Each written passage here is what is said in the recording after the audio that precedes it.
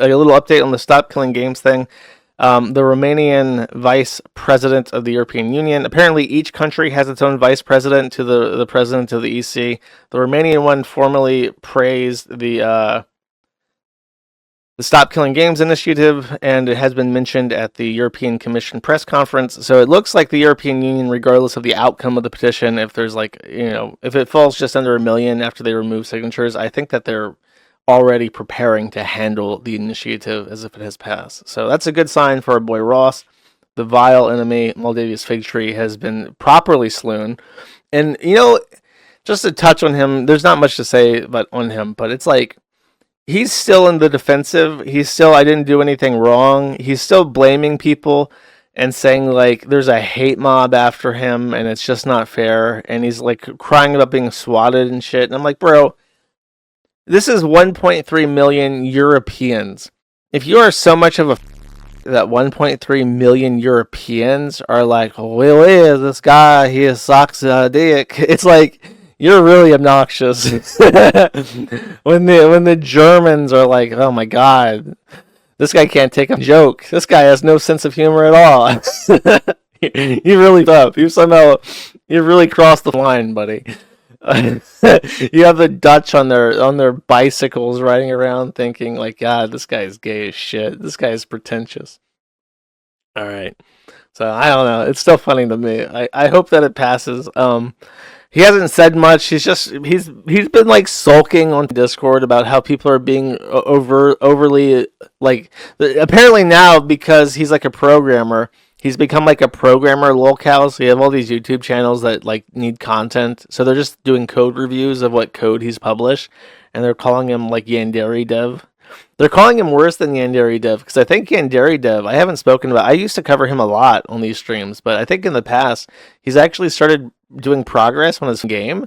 So they're saying that he's worse than Yandere Dev, because at least Yandere Dev is making progress on the simulator game, while he's not making any progress. So he's really getting roasted.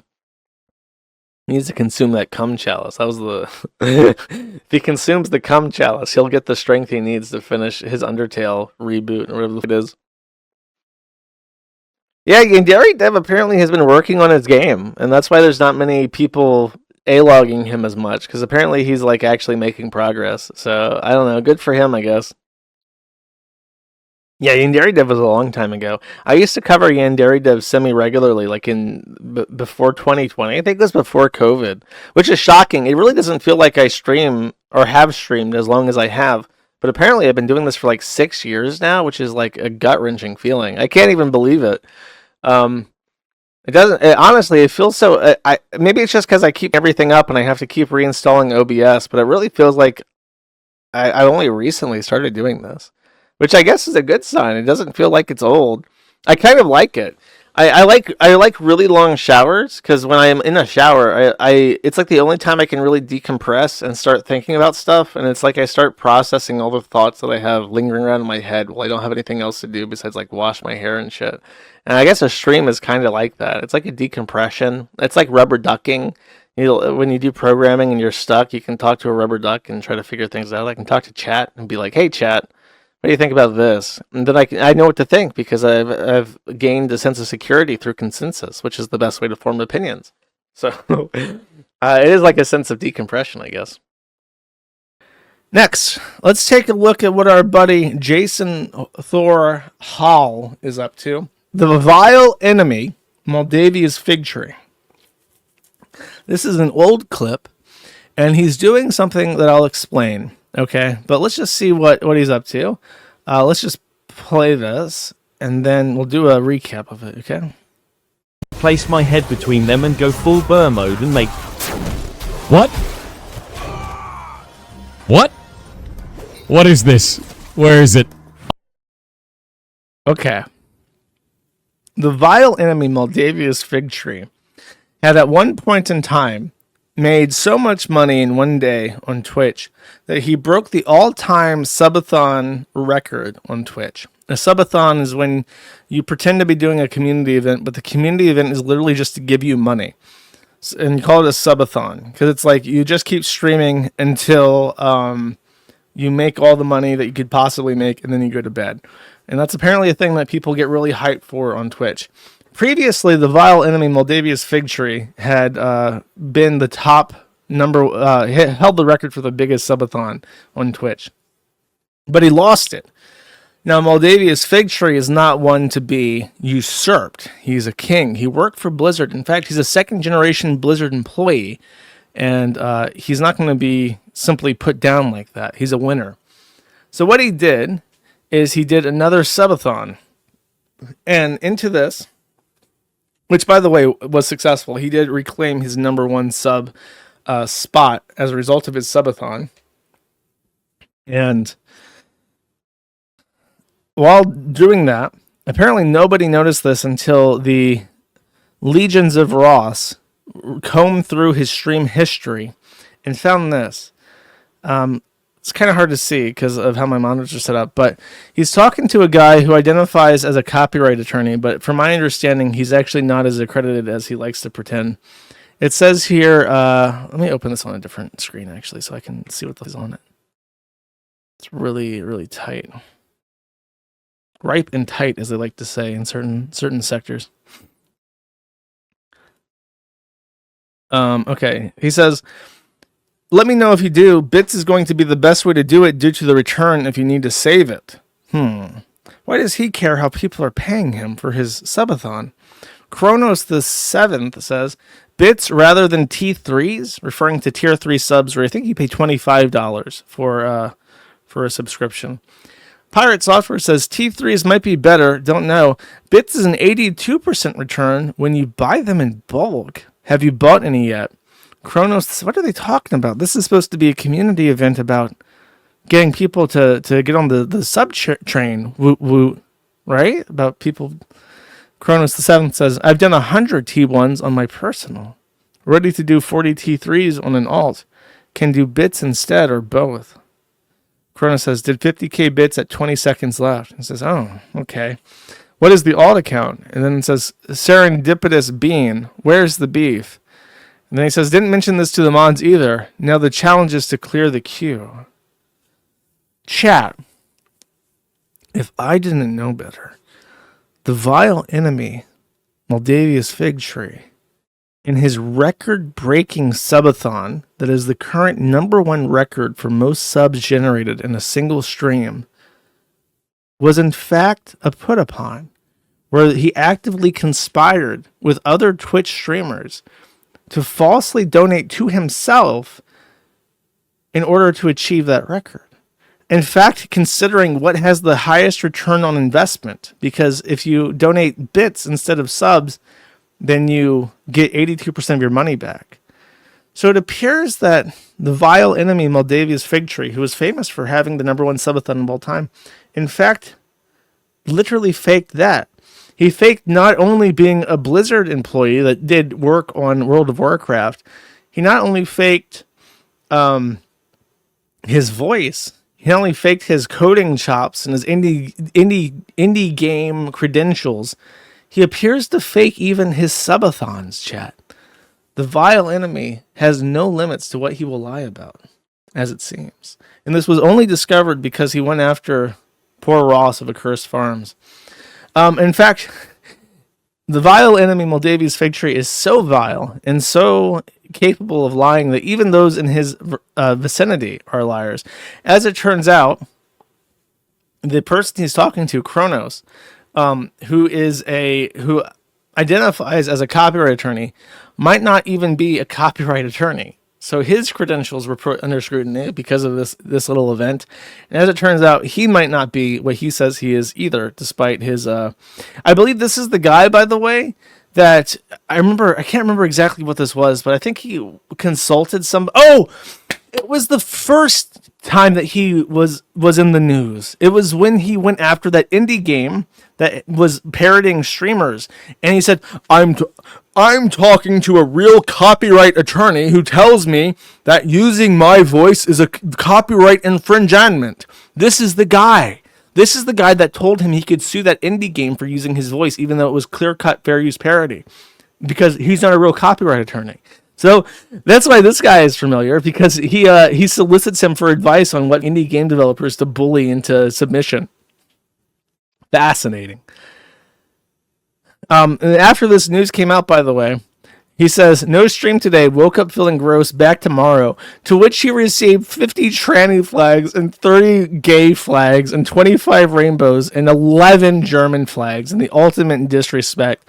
So I think that whenever they get like in everyone, I imagine them like vent zombies, they're like gooning, and then they hear doot doot, and they like click over immediately, and they're still stroking it with their left hand, and they just, without even reading the post, they just put a flag sticker on it. It's kind of like when you see pictures on Twitter of like women's restrooms, and it's just like a flag sticker, and then like the carved in words, a peed here and nobody got hurt. It's like that. They just got to make sure you know that a was there and read your post and reacted to it, even if it has no association to the content whatsoever. So this, he was called by his community basically, because that's what he's cultivated, because he's a loser. And he dipped. Meanwhile, the hero of the story, Ross, reached his 1.4 million European signatures for the Stop Killing Games initiative. That was his stretch goal. Even he at some point bumped it up and said, there was so much activity that he was afraid that even 1.2 million wouldn't be enough. He really would have felt safe with 1.4 million, which he has now achieved in the final week of July, the last week that he had. However, the vile enemies of Stop Killing Games have conspired against him. In particular, there is an anonymous complaint against the Stop Killing Games, which was called at launch Stop Destroying Video Games, but then it got reworked to Stop Killing Games. An anonymous complaint which alleges a violation of disclosures in the initiative. Effectively, Ross had said in one of his videos that he put in tons and tons and tons of hours of work promoting his initiative. And the gist of the complaint is that, here's the exact quote from the article. There have been many weeks on the campaign where I've been working 12 to 14 hours a day to keep this thing moving to get signatures. And I've been running a rickshaw carrying people to the destination. So he's saying, I put in tons of my own hours volunteering time to this initiative. And they even break down and say it's about 2,000 hours tops, just roughly guessing, which could be up to 150,000 euros of professional contribution. Ross, not being a European, means that this is outside the EU contribution, undeclared 150,000 euros of professional marketing that was not disclosed to the European Union. So this anonymous complaint, which broke down his admissions of his own hard work, is now being used against him to say that he did not declare, as he should have, the amount of monetary assets he was being put forward to this, because he didn't factor in his own time in the process. So therefore, the 1.4 million signatures promoting this were illegally obtained, and the whole initiative should be thrown out. Is this mauled? It could be mauled. It's anonymous. So it could be industry people. It could be some asshole. It could be the vile enemy Moldavia's fig tree. But I'll tell you this. If the EU throws up this initiative because of this bullshit, because of 150,000 euros of undisclosed volunteer work by the guy that started it, the EU is a joke, and anyone who has any hope for the EU ever doing anything useful ever again is a... And I will never, ever, ever talk about any EU anything ever again. Like, this is the most pathetic, lazy attempt to discredit 1.5 million people supporting something I've ever seen. It's actually just sickening. It's just like, these big businesses are just evil, chat. They're just so evil, and they really hate you, and they just really want you to be cattle. I talked about that Valve thing again, where it's like, we were so spoiled by games companies in the past. We were so spoiled by people who gave a shit and just wanted to make good games that people remember. Like how Left 4 Dead and Team Fortress 2 are like 20 years old at this point, and people still play them. Left 4 Dead and Team Fortress 2 still consistently rank in like the top 100 games on Steam charts because they're still good games even though they're ancient. And you can, like, the modern game slap that they shovel out on whatever marketplace is just so bad, and it has no longevity because nobody puts any thought into what they do. And they want to keep that gravy train rolling forever. They never want to have to make a game that people can just enjoy. By the way, I found out recently, just because I mentioned it offhand, there are still people who play RuneScape Classic. Classic. Not old school RuneScape. Let me show you what RuneScape Classic looks like in case you don't know. There are still people playing this. At some point, the RuneScape Classic source code got leaked, and this game still maintains like 100 active players at any given time. Like there are still people walking around playing the old RuneScape Classic, because it's like people, this is exactly what the whole thing is for. It's like people want to continue to play these old ass games for whatever. Oh my god, seeing the old cow graphics is giving me like a fit, bro. It has been so long since I've been in this pasture killing these PNGs of cows. I was like a 8-year-old. I was a little child when I played it, and the things just pop over your head when you do stuff. Oh my god, that's crazy. I'm just saying that people think of these games as like disposable, and there's like a huge, not huge, but there's a contingency of people who are very happy to go mining in RuneScape Classic forever, and it's a shame that their autistic toy is being taken away from them. I am getting nostalgia, dude. This was my jam, man. I remember, I could tell you, put so many hours into this game even before RuneScape 2, which then became RuneScape Old School. I could tell you any number of caveats and weird quirks and differences between this game and the in Old School RuneScape. Like how whenever you attempted an action, if you failed, you would have to click to re-attempt it. How when you harvested stuff, if you had no inventory space, it would just automatically drop on the floor. In Underground Pass, there would be little red text that would send you like scary messages about Ivan and stuff. There's, I don't know how you had to, like, I don't know. It's so crazy. In so many years, chat. I was. It's true. Ivan's is where I got my name, the famous username that I'm most famous for.